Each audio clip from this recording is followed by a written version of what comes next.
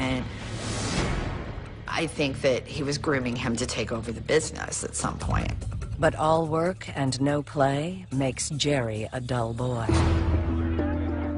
He had, I think, even by his own admission, run on a pretty fast track in southwest Missouri. He was a good-looking, obviously well-financed young man, and I think he had a clear reputation as being a partier. By the time he hits his mid-20s, Jerry is poised to inherit his father's aluminum empire. But a good citizen, he isn't. All he cared about was himself. That was pretty obvious.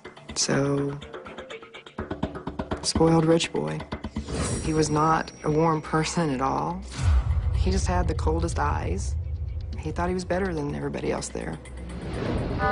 We all know the type. The overprivileged, self-inflated creep missing a human heart. By the time he's a young man, the dark side is calling to Jerry, and soon he'll be swimming in its worst excesses. Pride gone wrong, wrath for no reason, and an insatiable lust. Gerald went to the mobile home of a former girlfriend who had a new boyfriend. Just walks into the bedroom and sexually assaulted her right while the boyfriend watched. Given Jerry's prominent connections, the couple feels powerless to press charges against him. Jerry was untouchable. He had the protection of his father, who, like any father, would protect his son, but Gerald was his favorite, so Gerald could do no wrong. Jerry eventually settles down with a sophisticated businesswoman named Pat, almost a decade his elder. She had waited a long time to get married.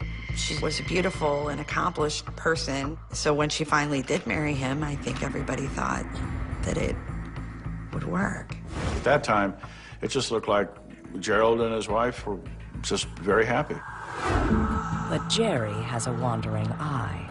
Almost every day, he leaves his office and heads to a little diner by the town's cattle auction. What he's hungriest for isn't on the menu. He's developed a yen for a 20-year-old waitress named Jackie Johns. Oh, she was the it girl. She's kind of like the heroine of the town. She was pretty and had her whole future in front of her, and people were really proud of her. She was very popular in high school, very outgoing. She was prom queen. She loved attention from boys. Of course, Jerry thinks he deserves Jackie's special attention. When he would come into the cafe, he would always want to sit in her section. He wore expensive cowboy boots. He would tilt back in his chair and kind of watch her and just make her uncomfortable. She didn't like it, and she'd say, "Will you wait on him today?" And I'd be like, "I don't like him. I don't want to wait on him either." So obsessed is Jerry Carnahan. He offers the young waitress a job at his aluminum plant. Strapped for cash, she accepts. He had told her that it was going to be a secretarial position, which probably didn't sound too bad to somebody who's working as a waitress, but she ended up working out in the factory, which didn't really fit her personality, so she didn't stay there long. It's becoming very clear that Jackie has zero interest in Jerry, even if he is a big man around town. Besides, she's got a new boyfriend named Cody. Cody was a nice guy. He was quiet. Jackie was the rowdy one. He was the quiet one, sort of like opposites attract. That's when the phone calls start, with Jackie's best friend Dana often answering them. I was staying the night at her house, and the phone rang, and I answered. He asked for Jackie, and I asked her who it was, and she told me it was Jerry Carnahan. She could almost look out her bedroom window and see the tops of the houses where the Carnahan family lived, and she didn't want to talk to him. She never really explained why, but she was adamant, and she handed the phone to Dana, and Dana got rid of him. Everywhere she goes around town, whether she's with company or alone, Jackie feels like she's being followed and watched. She would make me go into her house and check to make sure no one was there before I left. Go in with her and make sure no one was there. Jackie is on edge, scared that she may be in danger. And across town, even Jerry's wife, Pat, is growing fearful of his disturbing ways. I think the marriage was just falling apart and all the stress of him not being able to control it. I think the writing was on the wall about the marriage at that point. People around town know Jerry Carnahan as a bully, a narcissist, an arrogant ass. He's a creepy stalker and a walking time bomb. And now, his threatening and scary behavior is coming home to roost. This guy has spent his life breaking the rules and getting away with it. Soon, he'll take his depravity to a whole new level. Gerald Carnahan is used to getting exactly what he wants. And for at least one woman in his life, a normal summer night in Nixa, Missouri, is about to turn very violent.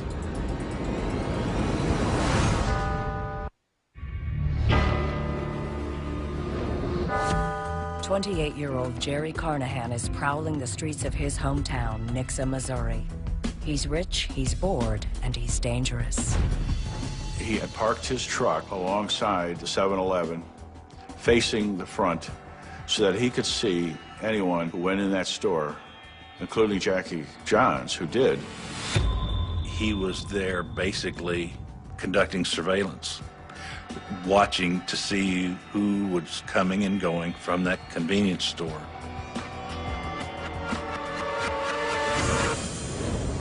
His whole depraved life, Jerry's had people say yes to his every whim. But with Jackie, it's always no, and he's furious.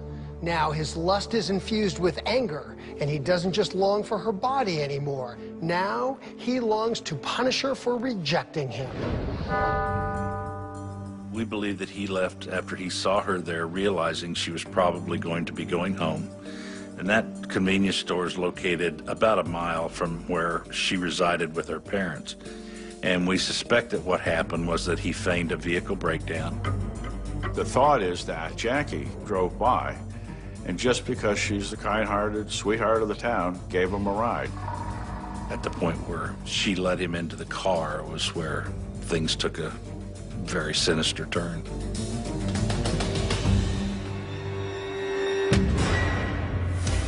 Jerry pounces and attacks Jackie. Then he rapes her and beats her to death.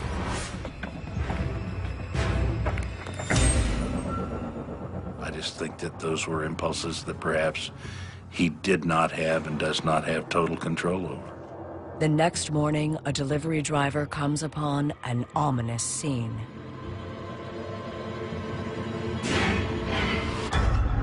The door was open, the light was on, the purse was in the passenger seat, but there's blood in the back seat, and there's blood smeared on the window, and they knew then that something was horribly wrong. When police arrive, they open the trunk.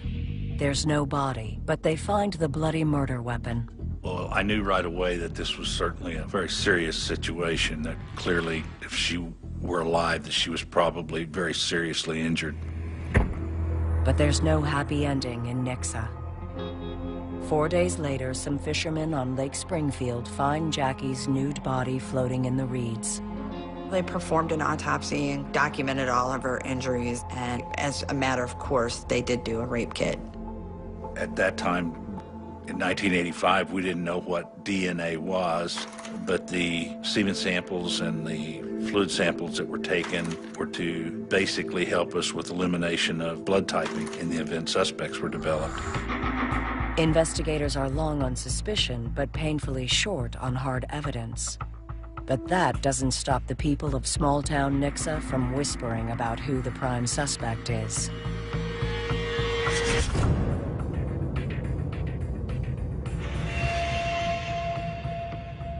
Calls pour into police.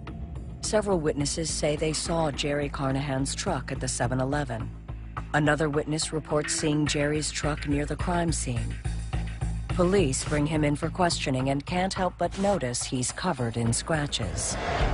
He told us a story that he had been involved in a very physical volleyball game the weekend before, and that was where those injuries had occurred. Claimed that at the time, other witnesses were placing his truck there at the 7-Eleven. He was in fact at home with his stepdaughter. He felt he could get away with anything, that there would always be a family there to bail him out, that there would always be a family there to hire the best lawyers to protect him. But the cocky rich kid loses his cool when officers carry out a warrant to collect pubic hair. He literally went into a fetal position and began sobbing. It didn't last long. After they had collected the samples and he had rearranged his clothing, he went back to being the arrogant, somewhat swaggering Gerald Carnahan. Still, none of the physical evidence conclusively links him to the crime. The charges against Carnahan are dismissed. That was extremely frustrating, sickening. But there's no escaping the evil that dwells within him. And over the years, it only grows more vile. He's drinking heavily, using a cocktail of prescription painkillers, and his wrath comes out in disturbing ways.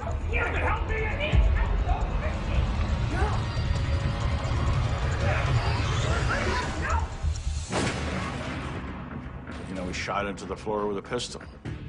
He threatened that he would kill his wife. He did hit her with a TV remote. When police arrive on scene, he hurls a styrofoam cup of urine at them. He would do bizarre things, but he got out. I mean, he wasn't in jail more than a night off of that incident before he was free again. With his life spinning out of control, Jerry gets the urge to go on the prowl again. At 2 a.m. on a cold March night, he spots a pretty 18-year-old. The next thing she knows, he's got her, and she begins to fight. I think he is fearless about getting caught. That's just brazen. Unlike Jackie Johns, this girl is lucky. She breaks free and runs to a nearby store. And before Jerry pulls away, a witness gets his license plate number. This time, the charges stick. And Carnahan is sent to prison for 2 years. But he still can't be charged in Jackie's murder. We all knew in our heart that sooner or later that case was going to be solved, that it would be solved the next time there was a murder, and sooner or later people who are engaged in that kind of activity ultimately make a mistake and get caught. But 20 years later, it's science that catches up to the arrogant rich kid. Nixa's most notorious cold case is reopened. A DNA test of the rape kit in Jackie's case shows that the likelihood of the semen belonging to anyone other than Gerald Carnahan is 1 in 6 quadrillion. It's my understanding from the officers who effected the arrest that he cried, physically sobbed, and was extremely upset. A jury convicts Carnahan of first-degree murder. He'll spend the rest of his life in prison. I get emotional just thinking about it. It's just it's such a relief, you know? And I think that at that point you realize how much you'd actually carried all those years. Everyone in Nixa is breathing a whole lot easier with Jerry Carnahan put where he belongs. Finally, the rich guy who thought he could get away with anything, and nearly did, gets his comeuppance.